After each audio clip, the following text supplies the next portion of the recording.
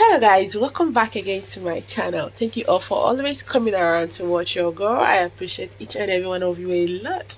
So today my kids requested for akara. So I decided to use red lentil to make akara for them. Before I usually use white beans, but before I use the white beans I have to wash it properly before blending. But today I'm using red lentil to make this akara. So stick with me, keep watching. So one thing I like about this rental is free stress.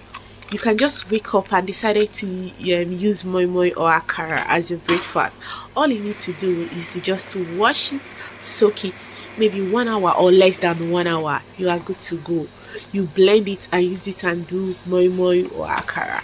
So here I have, after blending it, I added salt and vegetable seasoning and I fried it. So guys, tell me what you think on the comment section below.